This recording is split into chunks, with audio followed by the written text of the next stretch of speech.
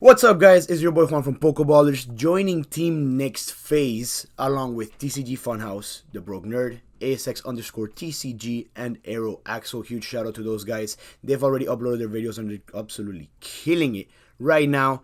So if you guys want to see more of this type of content, please make sure to leave a like, comment, and subscribe. Links to everybody's channels down in the description below. And with that said, let's get started with the video. Roll the intro.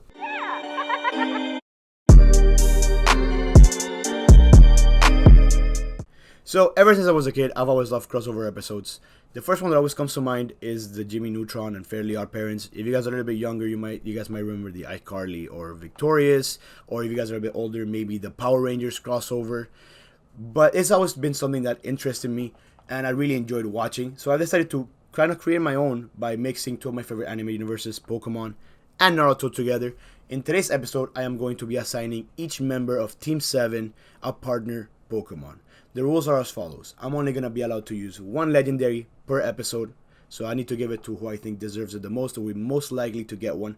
And I'm going to be assigning the Pokemon based on the character and Pokemon's personalities and styles of battle. So I'm not going to be considering Ninetales for Naruto, even though Naruto does have the QB Kurama inside of him, because QB and Ninetales, the Pokemon, are completely distant, completely different personalities. Ninetales doesn't even relate to Naruto in any sort of way.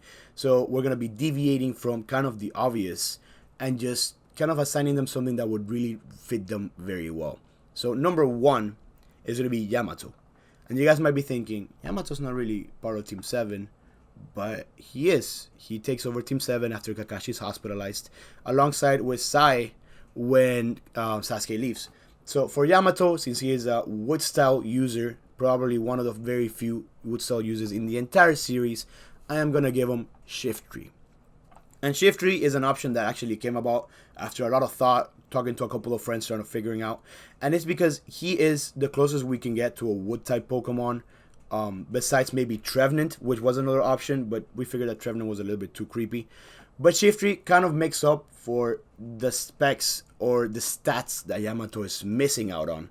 Although they both have very similar, very serious personalities, they're both tend to be very quiet Pokemon. Shift Tree makes up with the speed, with a base stat of 80 speed that Yamato doesn't really have. And he's also a very physical Pokemon, whereas Yamato is a lot more ranged. So they would offset each other very well. They're Pokemon that I think would mix together very, very well.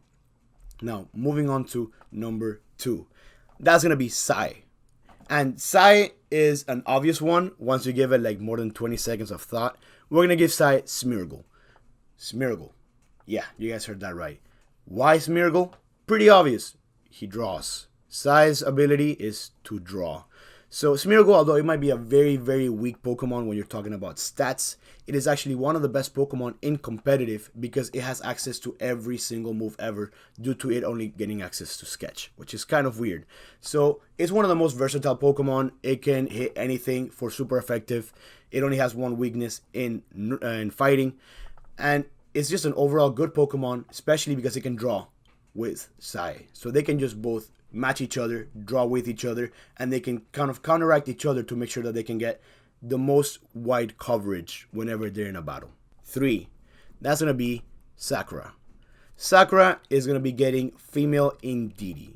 And yeah, that's another very, very random Pokemon. I was thinking of maybe giving her Magikarp because she's very useless at the beginning. But then towards the end, she's more or less useful. So she would evolve into a Gyarados and, be a little bit something to worry about when you're battling. But we decided to go with female Indeedee because female Indeedee is one of the best support Pokemon. It's always healing. It can do some damage as well with, I think it's like a base 90 special attack and base 125 special defense. Somewhere around those numbers. So it's very, very bulky, very defensive. But it can also deal damage when it needs to. And it's one of the best supporting Pokemon. And that's realistically all that Sakura does throughout the show. She's just kind of there as, morality boost and encouraging Naruto and Sasuke and crying most of the time. And then at the end, she actually shows up, transforms, and fights. So I think that back against the wall, Indeedee and Sakura can both deal damage, but they're always going to be supportive when they need to. Now, number 4. That's going to be Sasuke. So for Sasuke, we are giving him Greninja. And we had a couple of other options. One of them was actually a legendary Pokemon, but we decided to give that to somebody else in this video. The reason that we gave Greninja to Sasuke is because they both have very, very similar personalities. They're both very quiet. They speak with their actions rather than actually being the loudest person in the room, kind of like how Naruto would be. So Greninja and Sasuke are very quiet, very lonely, independent Pokemon and person. Also, Greninja was one of the first Pokemon to get access to Water Shuriken, which, if you guys do know from the Naruto series as well, Sasuke uses the Shuriken Jutsu all the time in Smash Bros, which I don't know if it's canon to Pokemon.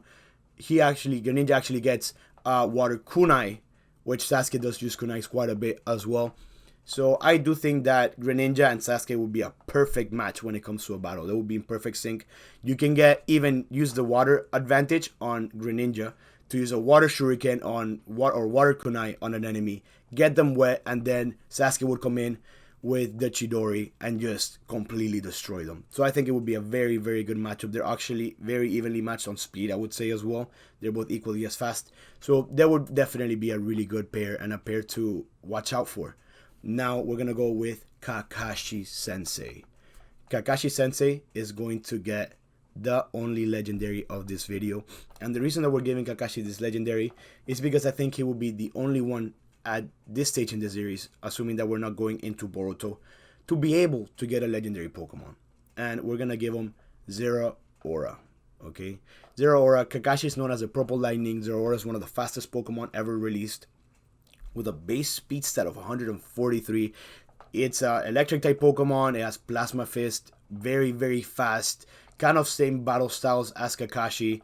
I think it would be a very, very good fit for him. Another Pokemon that we actually did consider was Ditto, because Ditto transforms into every Pokemon. Kakashi is the copycat ninja, so let me know if you guys think that Ditto will be a better fit for Kakashi. It's also very trolly, so Kakashi is always trolling as well.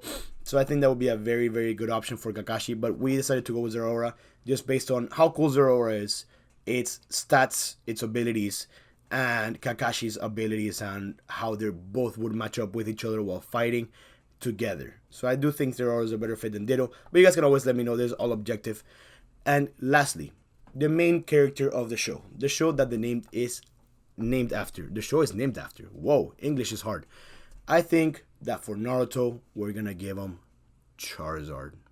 I think Charizard is the best option for Naruto because they're both very stubborn, they're both very loud, they're overconfident, they are very, very strong Pokemon, or Naruto's a very, very strong character. Don't get me wrong, probably one of the most busted characters in the history of anime, but they're just too overconfident. Like, they don't know when to back down from a fight, be it most of the time they will come out winning, but it's just the personalities match up too well to just pass up.